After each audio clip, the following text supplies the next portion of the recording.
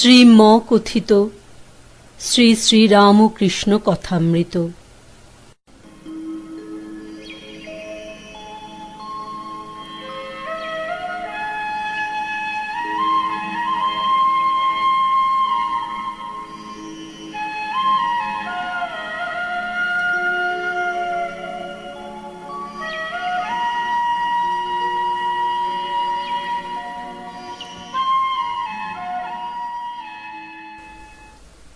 তৃতীয় পরিচ্ছেদ। ঠাকুর শ্রী রামকৃষ্ণ জ্ঞানযোগ ও বেদান্ত বিচার। বিদ্যাসাগর মহাপণ্ডিত। যখন সংস্কৃত কলেজে পড়িতেন তখন নিজের শ্রেণীর সর্বোৎকৃষ্ট ছাত্র ছিলেন। প্রতি পরীক্ষায় প্রথম হইতেন ও স্বর্ণপদকাদি বা ছাত্রবৃত্তি পাইতেন। ক্রমে সংস্কৃত কলেজের প্রধান অধ্যাপক হইয়াছিলেন। তিনি সংস্কৃত ব্যাকরণ ও সংস্কৃত কাব্যে বিশেষ পারদর্শিতা লাভ করিয়াছিলেন।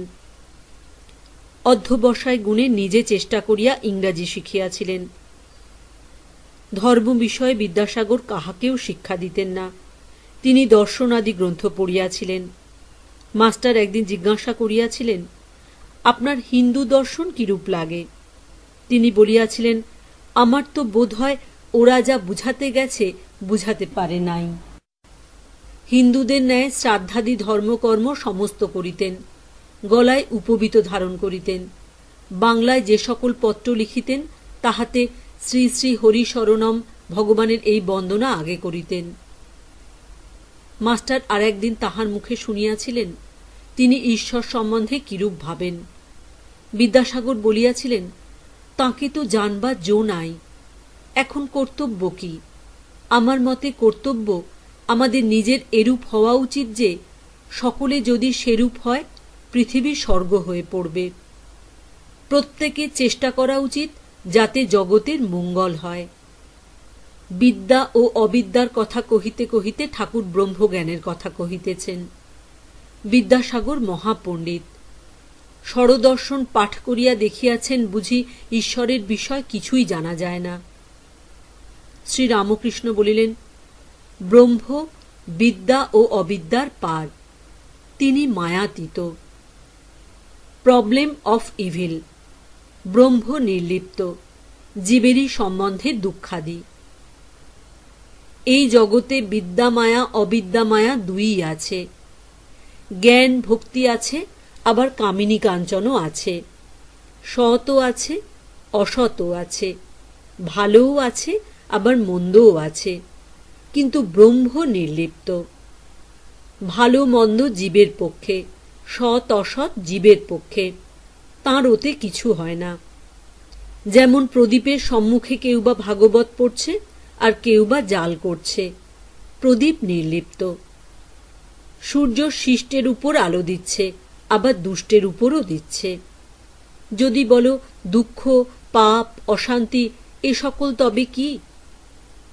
তার উত্তর এই যে ওসব জীবের পক্ষে, ব্রহ্ম নির্লিপ্ত। সাপের ভিতর বিষ আছে, অন্যকে কামড়ালে মরে যায়, সাপের কিন্তু কিছু হয় না। ব্রহ্ম অনির্বচনীয়, অব্যপদেশম, দি আননোন অ্যান্ড আননোনেবল। ব্রহ্ম যে কি মুখে বলা যায় না। সব জিনিস উচ্ছিষ্ট হয়ে গেছে। বেদ পুরাণ তন্ত্র স্বরদর্শন সব এঁটো হয়ে গেছে। মুখে পড়া হয়েছে, মুখে উচ্চারণ হয়েছে, তাই এঁটো হয়েছে। কিন্তু একটি জিনিস কেবল উচ্ছিষ্ট হয় নাই, সে জিনিসটি ব্রহ্ম। ব্রহ্ম যে কি আজ পর্যন্ত কেহ মুখে বলতে পারে নাই। বিদ্যাসাগর বন্ধুদের প্রতি বলিলেন, বাহ, এটি তো বেশ কথা। আজ একটি নূতন কথা শিখলাম, ব্রহ্ম উচ্ছিষ্ট হন নাই। শ্রী রামকৃষ্ণ বলিলেন, এক বাপের দুটি ছেলে। ব্রহ্মবিদ্যা শিখবার জন্য ছেলে দুটিকে বাপ আচার্যের হাতে দিলেন। কয়েক বৎসর পরে তারা গুরুগৃহ থেকে ফিরে এলো, এসে বাপকে প্রণাম করলে। বাপের ইচ্ছা দেখেন এদের ব্রহ্মজ্ঞান কিরূপ হয়েছে। বড় ছেলেকে জিজ্ঞাসা করলেন, বাপ, তুমি তো সব পড়েছ, ব্রহ্ম কিরূপ বলো দেখি। বড় ছেলেটি বেদ থেকে নানা শ্লোক বলে বলে ব্রহ্মের স্বরূপ বুঝাতে লাগল। বাপ চুপ করে রইলেন। যখন ছোট ছেলেকে জিজ্ঞাসা করলেন, সে হেঁট মুখে চুপ করে রইল, মুখে কোনো কথা নাই। বাপ তখন প্রসন্ন হয়ে ছোট ছেলেকে বললেন, বাপু, তুমিই কিছু বুঝেছ, ব্রহ্ম যে কি তা মুখে বলা যায় না। মানুষ মনে করে আমরা তাকে জেনে ফেলেছি। একটা পিঁপড়ে চিনির পাহাড়ে গিয়েছিল, একদানা খেয়ে পেট ভরে গেল, আর একদানা মুখে করে বাসায় যেতে লাগলো। যাবার সময় ভাবছে, এবার এসে সব পাহাড়টি লয়ে যাব। ক্ষুদ্র জীবেরা এই সব মনে করে, জানে না ব্রহ্ম বাক্য মনের অতীত।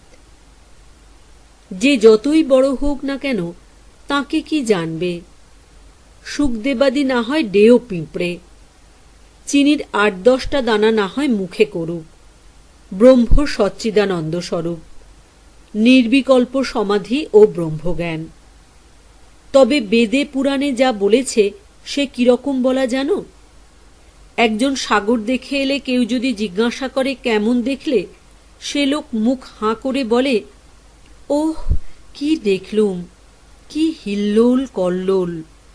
ব্রহ্মের কথাও সেই রকম।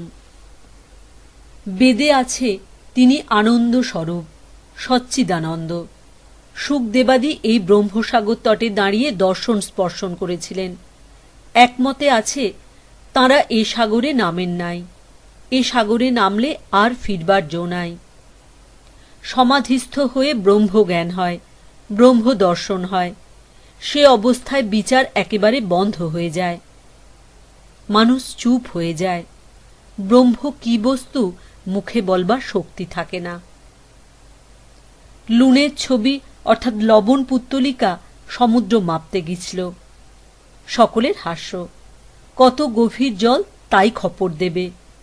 খপর দেওয়া আর হল না, যাই নামা অমনি গলে যাওয়া, কে আর খপর দিবেক? একজন প্রশ্ন করিলেন, সমাধিস্থ ব্যক্তি যাহার ব্রহ্মজ্ঞান হয়েছে তিনি কি আর কথা কন না? শ্রী রামকৃষ্ণ বিদ্যাসাগরাদির প্রতি বলিলেন, শঙ্করাচার্য লোকশিক্ষার জন্য বিদ্যার আমি রেখেছিলেন। ব্রহ্মদর্শন হলে মানুষ চুপ হয়ে যায়। যতক্ষণ দর্শন না হয় ততক্ষণই বিচার। ঘি কাঁচা যতক্ষণ থাকে ততক্ষণই কলকলানি।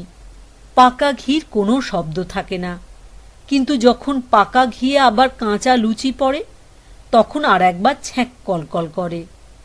যখন কাঁচা লুচিকে পাকা করে তখন আবার চুপ হয়ে যায়।